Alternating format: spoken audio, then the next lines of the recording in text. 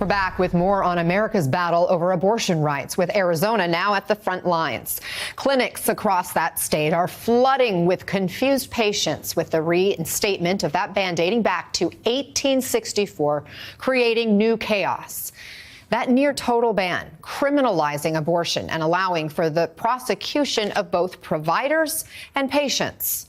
Joining us now, Planned Parenthood of Arizona Medical Director, Dr. Jill Gibson. Doctor, thanks for taking a moment of your day with us. What has it been like for you and your staff since this state Supreme Court decision? What are you seeing at your clinics? I've been providing this essential healthcare service in our health centers both on Tuesday, the day that the decision was issued, as well as yesterday.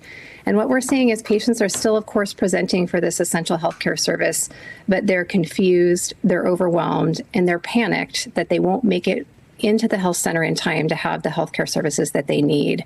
Our call center is flooded with calls with patients asking if they need to start making arrangements to leave the state to secure an abortion. Patients that I was counseling yesterday were asking me if they should start looking for alternate means to secure an abortion. And that speaks to the real fact that we know that abortion bans do not reduce the total number of abortions. They simply make it more difficult for people to access this health care, and they dictate who gets to access this health care. This law that was passed, or the ban that is now reenacted, it is on pause for 14 days. But then what? What is your plan if this law takes effect? Right. So we anticipate that we will have longer than 14 days. There is at least a 45-day stay that will be enacted after that. And so we do anticipate that we have at least a short period of time in which we'll be able to continue to provide this healthcare service. And after that, we are still digesting the news and speaking to lawyers, frankly, to try and determine what's the best course of action. But what I can tell you is that we recognize that the citizens of Arizona will still absolutely need abortion services. And we're working closely with partners in other states to ensure that we can have navigation and be able to help patients get where they need to go. Arizona's Attorney General has promised not to prosecute women or doctors for abortion care if this law does go into effect. We have the governor also promising similar protections through executive action. As you make this decision, would it be enough for you to keep moving forward? Are you willing to take the risk? So what I can say, Anna, is that puts doctors in incredibly difficult positions, and my staff as well. All that I can really speak to here is that basic and essential medical care should never be criminalized. We should be able to provide the care that we have the experience and training to do, that our patients are showing up and telling us that they need. We absolutely cannot be playing politics. We have to stay focused on providing the medical care.